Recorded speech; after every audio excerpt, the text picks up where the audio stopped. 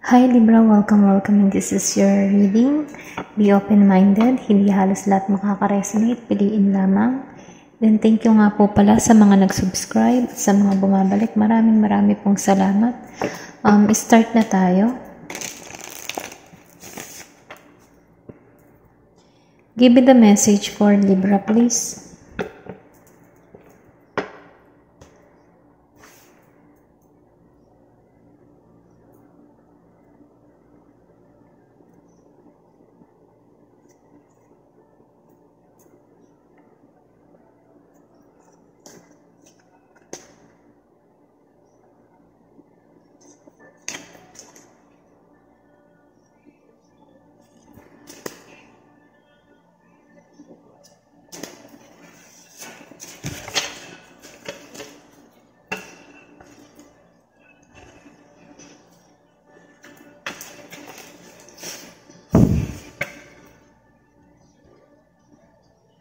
Okay, lumabas dito ang Three of Cups, upright, Queen of Swords, upright, Temperance, upright,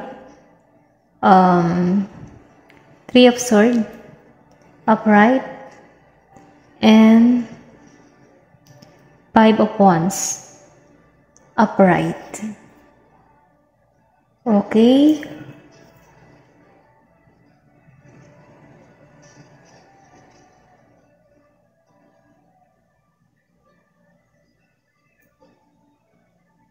Okay, nakikita ko dito, no, andun ka ngayon sa yung, kumbaga, andun ka sa balance, okay? Meron nga pala ditong number 14, maybe related sa'yo or pwede rin sabihin na, ito yung, mo, merong date of birth na ganito, no? Ayan. Sinasabi dito, andito ka ngayon sa balance, okay? Kumbaga sabihin natin, ikaw ngayon ay nasa sitwasyon na meron ka na ngayon magandang pananaw, kumbaga nasa tamang direction ka, then nakikita ko rin dito na mahaba yung pasensya mo, okay? Nakikita ko rin dito, kung ikaw man ay merong isang may karelasyon, nakikitaan ko rito, yung iba sa inyo, maayos yung relasyon, nagkakaroon ng maayos na pagsasamahan. Then, nakikitaan ko rin dito na yung iba, matatagpuan nila yung soulmate. Kung meron dito mga single na naghahanap, maybe matagpuan mo yung soulmate mo. Then, nakikitaan ko rin dito na may pagtatagumpay, okay? Nandun ka na kasi ngayon sa sa inner calm mo. Kumbaga, tinatanggalan mo na yung mga bagay na nagpapabigat sa iyong kalooban, kasi meron din ditong pain. Yung iba sa inyo nasasaktan, okay? Libra energy din.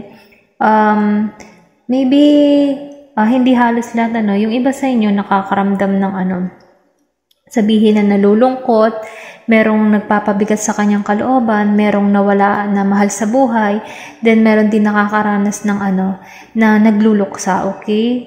Then ito din yun, kumbaga sabihin natin na nagkakaroon siya ng nadidepress, okay?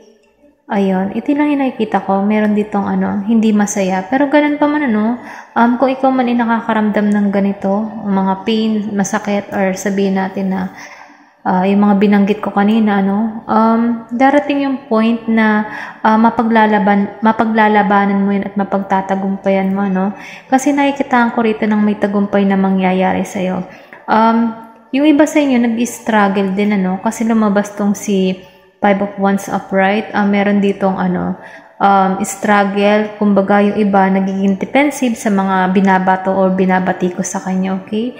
Then, yung iba naman ay nakikitaan ko rin dito na merong kinakaharap na sabihin natin na mga pagsubok, pero kahit may mga pagsubok siyang kinakaharap ay patuloy pa rin itong pinaglalabanan. Or pwede rin sabihin, yung iba sa inyo, may mga problema, kahit may mga problema, patuloy pa rin lumalaban sa hamon ng buhay, okay?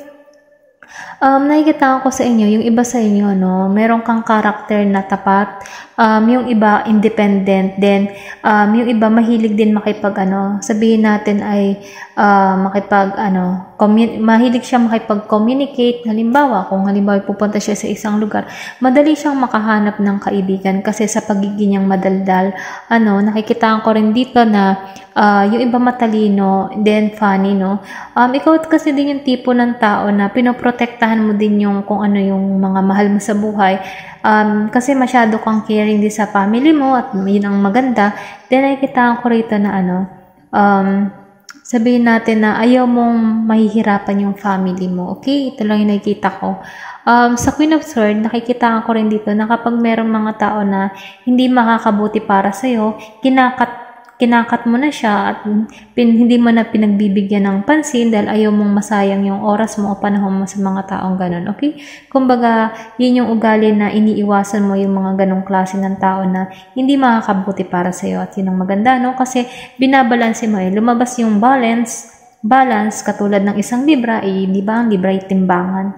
Marunong kang bumalanse, hindi ka napanig sa isang lamang sa isang tao. Kumbaga, balance mo yung sitwasyon. Then, nakikita ko rin dito sa temperance, kung makikita mo, binabalance niya. Pero dito, meron ditong nagliliwanag, no? Nakikita ko rito na magkakaroon ka ng pagtatagumpayan mo, no? Kung ano man yung mga tinatahak mo sa panahon ngayon or kung ano man yung mga pagsubok. Kasi kung makikita mo dito, ang daming mga kinakaharap ding pagsubok, no? Na pilit na lumalaban. So, ngayon, or pwede rin sabihin na kahit nasasaktan ka, pinaglalabanan mo ito, pagsubok na ito at binabalanse mo yung sarili mo, okay? Yung iba sa inyo, ganun yung sitwasyon. Then, nakikita ko, no, meron kang person ng Aquarius, Sagittarius, meron ding Libra, then meron ding Leo and Capricorn, okay? Nakikita ko rin dito, yung iba sa inyo, magkakaroon dito ng maybe magiging busy or pwede rin sabihin na merong mag-aaral muli, okay? Nakikita ko rin dito na kasi magpapasok ka na. So, yung iba, magiging bilang isang magulang, magiging kang busy ulit sa pag-asikaso ng iyong anak. Then, nakikita ko rin dito na kung ano man yung mga negosyo or pinagkakaabalahan mo, ito'y magbibigay ng success para sa'yo. Kasi kung makikita mo dito, sa gilid nito ay merong tagumpay. Then, sinasabi din dito na sa pagtutulong-tulungan, kung ano man yung pinagkakaabalahan mo, matututunan mo yon. Kumbaga, kapag ikaw ay pinag-aaralan mo, or sabihin natin na meron kang planong gagawin, or pwede rin sabihin na meron kang gagawing proyekto, sinasabi dito na kailangan ng teamwork na sa ganon, magkaroon ka ng aral at marami kang matutunan sa mga ka-apprentice mo or sabihin natin na mga ka-teamwork mo, magbibigay kayo ng kaalaman sa bawat isa. Then, nakikita ko rin dito na kailangan dito yung commitment, or kung baga sa isang relasyon, nakikita ko rin dito na nagbibigayan kayo ng kaalaman, kumbaga sa mag-asawa, nagkakaroon dito ng give and take, then nagkakarespetuhan. Pag halimbawa, may mga problema, nakikinig yung isa. Kumbaga, hindi siya nakikipagsabayan, Okay, ito lang yung nakikita ko. Then, nakikita ko rin dito, bilang ikaw na kapag halimbawa, isa kang empleyado, nakikita ko rito na ikaw ay mabusisi, matrabaho at masipag. Talagang, willing ka talagang matuto. Then, dahil kung halimbawa sa isang trabaho, bago ka lamang, talagang pinagtutuunan mo ng pansin para matutunan mo at para maging bihasa ka sa ganung proyekto. Then, nakikitaan ko rin kasi na magaling kang makipag-collaboration sa ibang tao dahil doon, madali kang kaagaanan ng loob ng iba. Pag ikinapunta sa ibang lugar, madali kang kagaanan ng loob kasi dahil sa pagiging likas na madaldal ka din at maganda kang sabihin natin na maganda kang makisalamuha sa ibang kapwa. Ayun, nakikita ko, dedicate ka din sa iyong trabaho at kapag ikaw ay nagtatrabaho ay talagang may kalidad. Ayun, yun yung nakikita ko. Then, tingnan pa natin,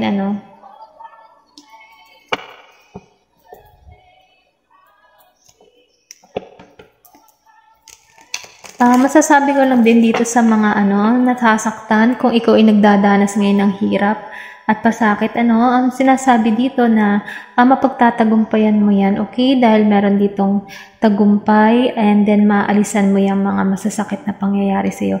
Dahil nakikita ko dito na gumagawa ka talaga ng paraan upang hindi ka sakupin ng nararamdaman mo, yung masakit na nararanasan mo, okay? Pinaglalabanan mo siya.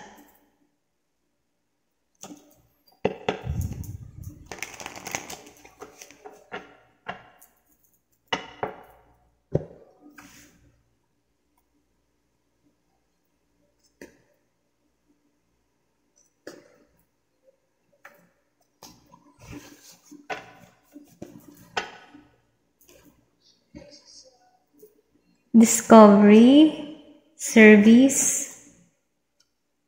expansion. Sinasabi dito, kung ano man yung mga gusto mong mangyari o marating sa buhay, magkakaroon ka dito ng discovery. Maybe may pinaplano ka or sabihin natin na meron kang gustong gawin na isang bagay, or pwede rin sabihin may gusto kang trabahuhin, ganyan.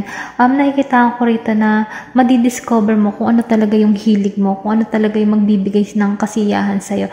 Kumbaga ngayon kasi naka-hide pa rin to or pwede rin sabihin na meron kang madidiscover na magbibigay sa'yo ng sabihin natin ng stable na financial, okay? Maybe may tatrabahuhin ka dito na itutuon ka doon sa tamang direction kung ano man yung gusto mong mangyari sa iyong buhay, Maybe meron kang balak talaga. Yun lang yung napifeel ko, Kaya lang hindi ko alam kung ano yung balak mo. Ikaw yung nakakaalam yan, okay?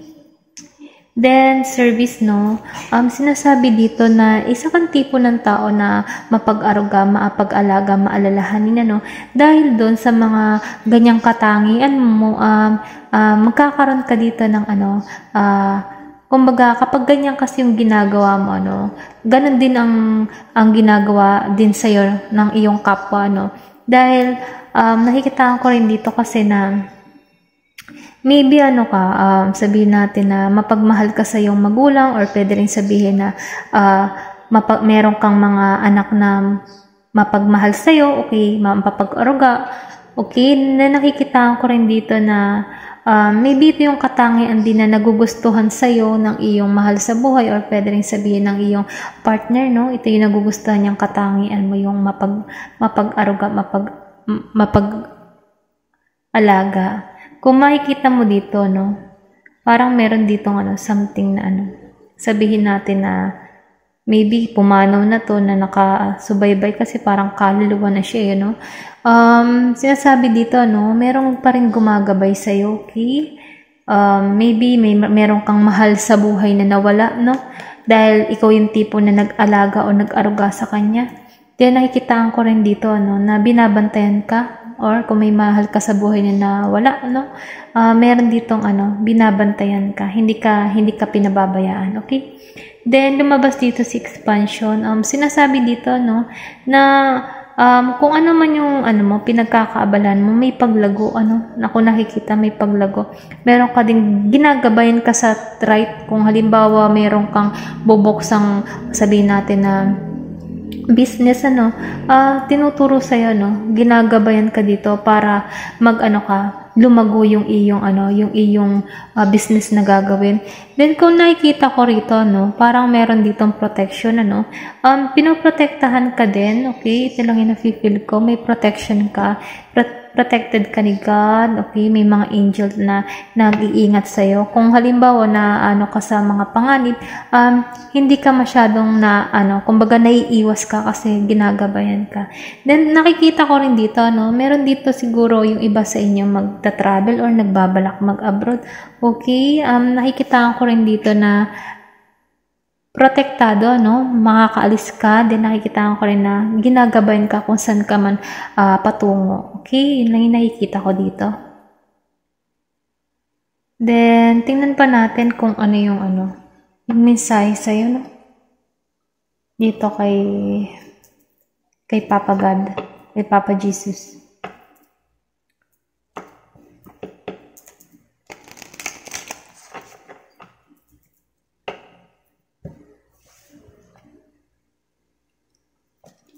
Ayan. Excuse me. Okay, let your light so shine before men, and that they may see your good work and glorify your Father which in heaven. Okay, sa pagninilay-nilay natin, na-pick up ko lang dito, parang sinasabi dito, hayaan mong magliwanag ang iyong gawa. Kumbaga, kasi masyadong malalim tong salita ni Matthew 5:16, parang sa mabuti mong gawa, kapag mabuti yung ginagawa mo, makikita ito ng mga tao. Kumbaga, sa iyong mabuting gawa, nakikita ito ng mga tao. Dahil doon, sa mabuti mong gawa, natutuwa ang Diyos sa langit. Ayun lang yung na-pick up ko dito, Pero, syempre, bilang ikaw, kung ano man yung masasagi ng puso mo dito sa salita ni God, nasa sayo, okay? Ito lang yung aking naunawaan, okay? Ayun lamang po, Libra, kasi hindi rin ako masyadong magaling mag-translate ng English to Tagalog. So, kung ano lang yung makita kong words na na-pick up ko, yun na lang yung aking in-explain. Pero, ganun pa man, nasa sa iyo pa rin kung magaling ka mag-translate, okay?